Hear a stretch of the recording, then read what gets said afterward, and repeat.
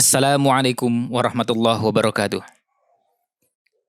Innal hamdalillah nahmaduhu wa nasta'inuhu wa nastaghfiruh wa na'udzu billahi min syururi anfusina wa min sayyiati a'malina. May yahdihillahu fala mudhillalah wa may yudlil fala hadiyalah. Wa asyhadu an la ilaha illallah wahdahu la syarikalah wa asyhadu anna Muhammadan abduhu wa rasuluh. Allahumma shalli wa sallim ala nabiyyina Muhammad wa ala alihi wa sahbihi ajmain, amma ba'd. Jamaah sekalian rahimakumullah. Alhamdulillah pada kesempatan di hari ini kita bisa melanjutkan kembali kajian kita dari tafsir surat Muhammad, surat ke-47 di juz 26. Ayatnya adalah ayat yang terakhir, ayat ke-38.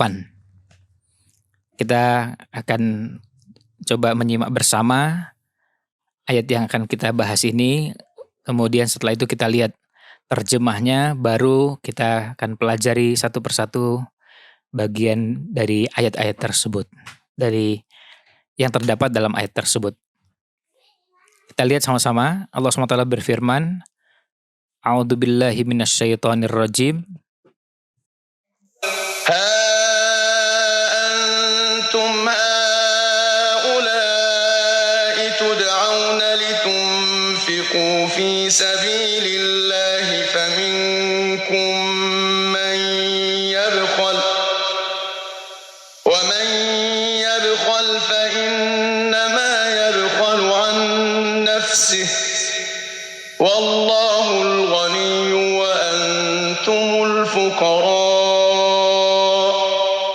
وإن تتولوا يستبدل قوما غيركم ثم لا يكونوا أمثالكم. Kita coba pelajari terjemah ayat ini. Allah SWT berfirman, Ha antum haula. Ingatlah, ini Anda sekalian, kamu sekalian, tud'auna diseru, diajak, litunfiqu fi sabilillah, untuk berinfak di jalan Allah, tetapi faminkum mayyabkhal, ada di antara kalian yang bakhil, yang kikir. Wa may yabkhal, siapa yang bakhil, yang kikir, fa innama yabkhalu an nafsih. Pada hakikatnya dia kikir untuk dirinya sendiri. Dampaknya akan kembali kepada dirinya sendiri. Wallahul ghaniyyu. Sesungguhnya Allah lah satu-satunya zat yang maha kaya. Wa antumul fuqara, dan kalian adalah makhluk-makhluk yang fakir, yang membutuhkan bantuan, pertolongan kepada Allah Subhanahu wa Ta'ala.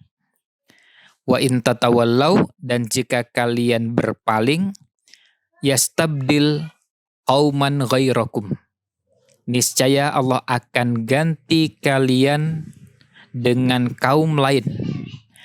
Tsumma la yakunu amsalakum. Kemudian kaum yang baru tersebut tidak akan seperti kalian. Ini terjemah ayat ke-38 surat Muhammad, surat ke-47, yang merupakan ayat terakhir di surat tersebut. Jadi surat Muhammad ini jumlah ayatnya 38.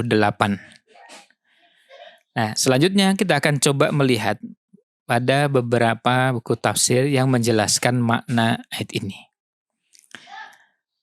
Dalam tafsir As-Sa'di dinyatakan bahwa ha antum haula.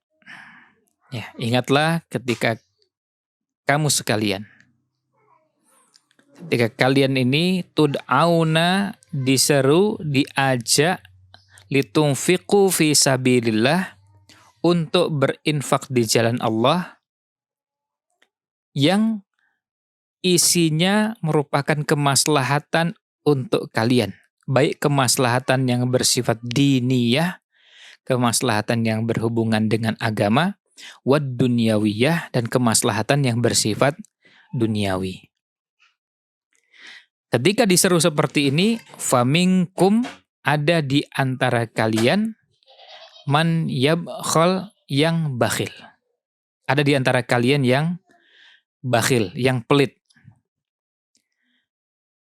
Nah, Syekh Abdurrahman As-Sa'di mengatakan, bayangkan seandainya Allah Subhanahu wa taala meminta kepada kalian, meminta keseluruhan harta kalian. Diminta sebagian saja, ada yang keberatan.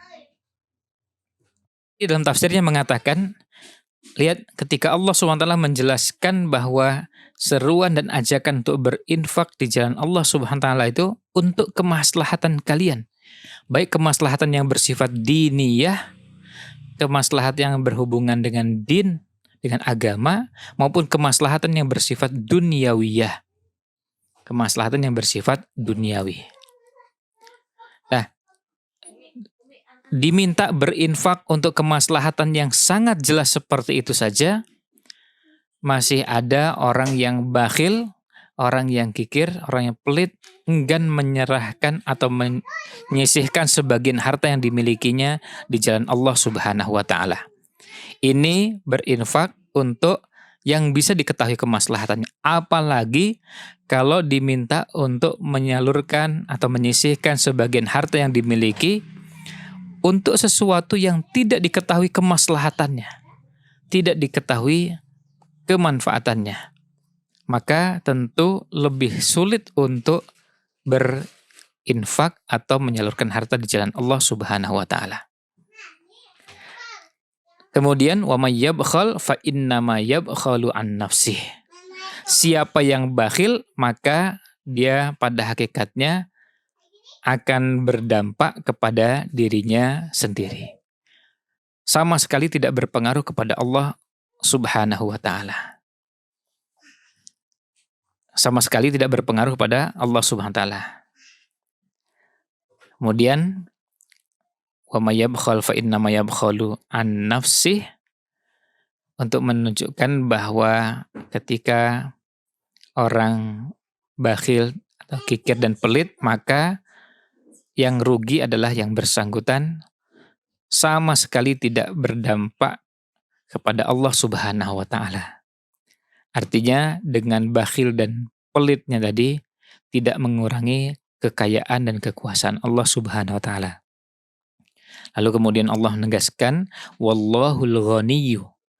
Allah lah satu-satunya zat yang maha kaya, yang wa antumul fuqara, yang kalian fakir, kalian membutuhkan dalam setiap waktu pada semua urusan kalian. Kalian membutuhkan pertolongan Allah SWT, membutuhkan bantuan Allah Subhanahu wa taala. Kemudian As-Sa'di melanjutkan dalam tafsirnya, wa in tatawallaw, dan jika kalian berpaling dari iman kepada Allah dan menjalankan apa yang diperintahkan, yastabdil qauman ghairakum, maka Allah akan mengganti kaum lain selain kalian, tsumma la yakunu amsalakum, kemudian Allah gantikan kaum yang lain yang lebih baik dari kalian, tidak seperti kalian. Yaitu kaum yang mereka ini taat kepada Allah dan Rasul-Nya, mencintai Allah dan Rasul-Nya, sebagaimana yang Allah firmankan, ya ayyuhalladzina amanu, wahai orang yang beriman, may yartadda minkum an dinih, siapa yang murtad dari agamanya, fasaufa ya'tillah, maka niscaya Allah akan datangkan biqaumin, dengan satu kaum, yuhibbuhum wa yuhibbunah, yang Allah mencintai mereka, mereka pun mencintai Allah Subhanahu wa taala. Ini yang diuraikan oleh As-Sa'di dalam tafsirnya. Selanjutnya kita lihat tafsir Qurtubi pada ayat ke-38 surat Muhammad ini. Beliau mengatakan bahwa haula'i, ya ha antum haula'i, yang dimaksud di sini adalah orang-orang beriman. Tud'auna, kalian diseru, diajak, litunfiqu fi sabilillah, untuk berinfak di jalan Allah Subhanahu wa taala, yang bentuknya bisa jihad atau jalan-jalan kebaikan. Karena infak di jalan Allah bisa untuk kepentingan jihad fi sabilillah, dan bisa juga untuk jalan-jalan kebaikan. Famay yabkhal, siapa yang bakhil, fa innama yabkhalu an nafsihi. Sesungguhnya dia bakhil an nafsihi, maksudnya ala nafsihi, dia bakhil terhadap dirinya sendiri. Yamna'uha al ajra was thawab, yang akhirnya dia rugi, tidak mendapatkan balasan dan pahala. Wallahul ghaniyyu, artinya Allah sama sekali tidak membutuhkan sedikit pun pada harta yang kalian miliki.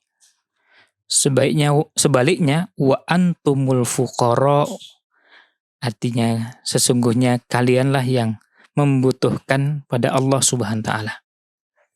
Kalianlah yang sangat fakir kepada Allah Subhanahu wa taala. Wa in tatawallau, dan jika kalian berpaling, yastabdil qauman ghairakum, Allah akan ganti kaum lain yang mereka ini atwa' lillahi minkum, yang lebih taat kepada Allah Subhanahu wa taala dari kalian. Tsumma la yakunu amsalakum, kemudian mereka tidak seperti kalian. Artinya mereka ini orang-orang yang lebih taat untuk menjalankan apa yang Allah perintahkan, menjauhi yang Allah larang, dan mereka lebih siap untuk diajak berjuang di jalan Allah Subhanahu wa taala.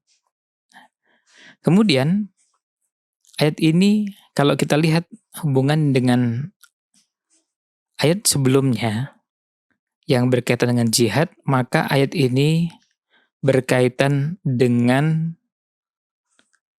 jihad bil amwal.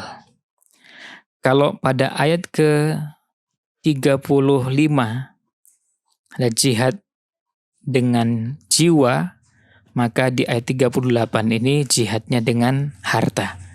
Dan kita semua ketahui bahwa jihad dengan harta dan jihad dengan jiwa ini pada beberapa ayat Al-Quran disebutkan berdampingan. Bahkan di beberapa tempat secara khusus disebutkan bahwa jihad dengan harta didahulukan daripada jihad dengan jiwa, dengan nyawanya. Oleh karena itu, bagi kita yang sudah bisa memahami sedikit dari kandungan ayat ini mengajak kepada kita untuk ikut juga berjuang di jalan Allah Subhanahu wa taala dengan harta yang kita miliki. Kemudian Imam Al-Biqai dalam tafsirnya Nazmud Durrar, beliau mengatakan bahwa bakhil itu adalah enggan mengeluarkan atau enggan memberikan sesuatu yang dibenarkan dalam syariat atau sejalan dengan muru'ah, sejalan dengan hal-hal yang mulia dan terhormat dalam kehidupan sehari-hari. Maka orang yang enggan menyisihkan sebagian hartanya untuk kepentingan di jalan Allah SWT, atau untuk kepentingan yang dengan akal sehat kita, dengan tabiat dan adat yang berkembang di masyarakat, bisa dipahami bahwa ini adalah sesuatu yang baik. Lalu enggan mengeluarkan, enggan menyisihkan, ini adalah bentuk dari bakhil. Ini makna bakhil yang disebutkan oleh Imam Al-Biqai dalam tafsirnya. Nah, jadi dari ayat ini kita bisa melihat bagaimana Allah Subhanahu wa taala mengajak orang-orang beriman untuk mau menyisihkan sebagian hartanya di jalan Allah Subhanahu wa taala. Yang salah satu tujuannya adalah untuk membersihkan diri dari penyakit bakhil, penyakit kikir, pelit yang ada pada kebanyakan umat manusia. Dan sifat ini secara bertahap, secara perlahan harus dilatih untuk dihilangkan. Yang salah satu cara yang paling efektif adalah dengan kita belajar menyisihkan sebagian harta yang kita miliki di jalan Allah SWT. Nah, kemudian kita juga diajarkan di ayat ini keyakinan bahwa Allah satu-satunya zat yang maha kaya. Wallahul ghani. Allah adalah satu-satunya zat yang maha kaya, yang tidak membutuhkan pada hambanya dalam bentuk apapun, termasuk Allah tidak membutuhkan harta yang dimiliki oleh umat manusia secara keseluruhan, dari mulai yang paling miskin sampai yang paling kaya. Sebaliknya, kitalah yang fakir. Wa antumul fuqara. Kalianlah yang sebenar-benarnya fakir. Artinya, kita ini punya ketergantungan yang sangat tinggi, ketergantungan yang sangat kuat kepada Allah SWT. Kalau kita bicara kekayaan yang dimiliki oleh umat manusia, dari yang paling kaya sampai yang paling miskin, jelas semuanya sumbernya dari Allah Subhanahu wa Ta'ala. Dan Allah bisa menjadikan seorang hamba yang asalnya sangat kaya bisa jatuh miskin dan semiskin-miskinnya. Sebaliknya, ada yang tadinya hidupnya melarat, susah, miskin, kemudian Allah bisa jadikan dia sangat kaya. Dan semua itu bagi Allah sangat mudah. Itulah yang dinamakan zat yang maha kaya secara hakiki, selain juga zat yang maha kuasa. Sebaliknya manusia, ada yang dulunya miskin, kemudian sekarang menjadi kaya, dan sebaliknya ada yang dulunya kaya, sekarang jadi miskin. Maka ketergantungan kita kepada Allah Subhanahu wa Ta'ala harus terus kita tumbuhkan dalam kehidupan kita. Bahwa kita hanya butuhkan Allah Subhanahu wa Ta'ala. Oleh karena itu, ketika kita sudah meyakini bahwa Allah lah zat yang maha kaya, ketika Allah perintahkan kita untuk menyisihkan sebagian harta di jalan Allah Subhanahu wa Ta'ala, yang maslahatnya jelas, baik dari maslahat yang bersifat diniyah, maslahat yang bersifat keagamaan, maupun duniawiyah yang bersifat keduniaan, dan kita bisa pahami maslahatannya, maka mengeluarkan sebagian harta yang kita miliki menjadi ringan. Karena perintah tersebut pasti membawa kemaslahatan. Tidak mungkin mencelakakan, membinasakan, membahayakan bagi orang yang berinfak. Itu sebabnya sepanjang sejarah kita bisa lihat, bukan hanya pada umat Islam, bahkan pada umat-umat agama apapun, bahwa perangai, perilaku dermawan, membantu orang yang membutuhkan, menyisihkan sebagian harta yang dimiliki untuk orang-orang yang sedang kesulitan dan kesusahan, merupakan bagian dari perangai yang disepakati oleh semua agama. Dan tidak pernah terjadi ada orang yang jatuh miskin gara-gara terlalu banyak infaknya, terlalu dermawan. Tidak pernah kita temukan ada orang yang jatuh miskin, penyebab miskinnya adalah karena kedermawanannya. Tapi kita lihat ada yang bakhil, pelit, yang jatuh miskin karena sebab-sebab yang lain, dan orang tidak menaruh simpati, tidak suka dengan perangainya tersebut, yang ini menjadi pintu atau menjadi salah satu sebab orang tidak menyukai berinteraksi dengan yang bersangkutan. Bisa jadi ini adalah jalan kehancuran dan kebinasaannya. Dan Allah tutup dengan firman-Nya bahwa jika kalian masih dengan cara seperti itu, Allah akan ganti kalian dengan umat lain yang lebih baik dari kalian, yang lebih taat kepada Allah Subhanahu wa Ta'ala. Mudah-mudahan ayat ini bisa memotivasi kita untuk terus belajar menyisihkan sebagian harta yang kita miliki di jalan Allah Subhanahu wa Ta'ala.